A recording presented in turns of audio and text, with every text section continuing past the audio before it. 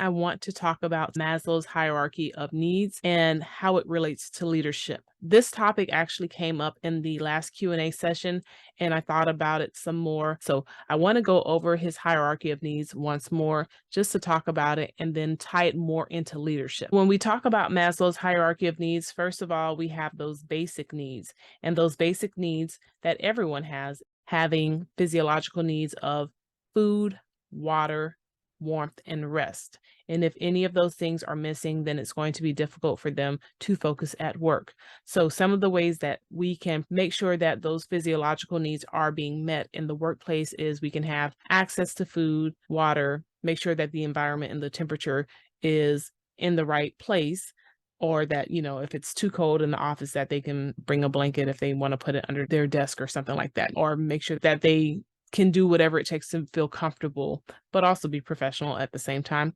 And then rest, that's something that they're really going to have to get outside of work, but we can also make sure that we don't overwork them so that they're lacking rest. When I talk about giving them access to food, that is actually making sure that they maybe have a fridge to put food in, or they have access to snack machines, or that there is a cafeteria on campus, or that they have adequate time to go out and get them food if they need to go out and get food. So just making sure that they can eat within reasonable accommodations in the workplace.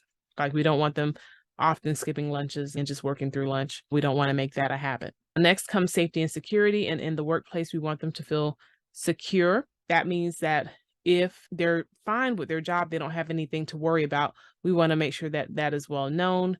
We also want to make sure that they feel safe at work. They don't have to feel as though anybody can just walk into the building or walk in on the campus or have access to things that they shouldn't have access to. So those are very important. And especially with that security, when people feel like their job is secure, when it actually is secure, then they're going to be more productive. But if they are not sure, like if they're on a corrective action plan, then they might not feel as secure because they don't know if they're going to meet the standards in order to keep their job. We want to do what we can to make them feel safe and secure. Then there are needs that people have, the needs of belongingness and love. We're talking about it from the perspective of leadership. So they need to feel like they belong to the group, that they have friendships on the job, and that they are able to get along, and that they're not an outsider. That is very difficult for people if they feel like they're on the outside looking in. And as good leaders, we want to ensure that people are welcomed. And one of the things that I'm very big on is not having cliques on teams. I will break that up in a heartbeat. Because that is not conducive to having a strong team that is effective, that is high performing.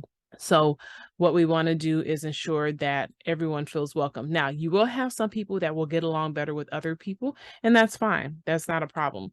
You may have some people who may be closer than others, but what you don't want to have is anyone intentionally excluding other people, saying, okay, we have a group here and no one else is allowed in our group. That's a big no-no. As a leader, you don't want to have that in place. Also, the next level of what people need is that they need to have esteem needs. They need to feel prestige, and they need to have a feeling of accomplishment. They need to feel like they've done a great job. We want to ensure that when our teams do a great job, that we are communicating that to them, that we're sharing that with them, that we are giving them tasks that are going to help them grow and that they can actually accomplish. We want to give them tasks that they can achieve and that are going to show them that, okay, I can really do something. I've gained a new skill. I can actually improve and I can grow as an employee. And that is something that's very, very powerful. Next, we have the self-fulfillment needs. So at this point, they have those basic needs met, like food and water, and they feel safe and secure, and then they feel like they belong in work and they're not an outsider. And then they feel like they can accomplish the job, that they can be successful, which is important. Then we get to self-actualization, where they are able to achieve their full potential because they know that they're capable and they are able to have some autonomy. They don't have to have their hands held in order to be successful. They don't require any type of micromanaging or anything like that. They're able to be successful by putting forth their best effort and by being able to come up with solutions that are creative. And that is something that we want to have within our teams. Just know that those needs that employees have, that they are important, that they are vital in order to be productive. If we want them to be productive, they have to feel safe. They have to have food. They have to have access to food and water. Those are important things. They have to feel like they can accomplish their work. They have to feel like they belong. And then eventually they're going to be the most productive when they are able to feel competent in doing their job and they're able to see themselves grow beyond where they are currently, and they're able to have some autonomy in order to achieve the goals that are in place, as well as being able to be creative with how they get to those end results. And that again is Maslow's hierarchy of needs.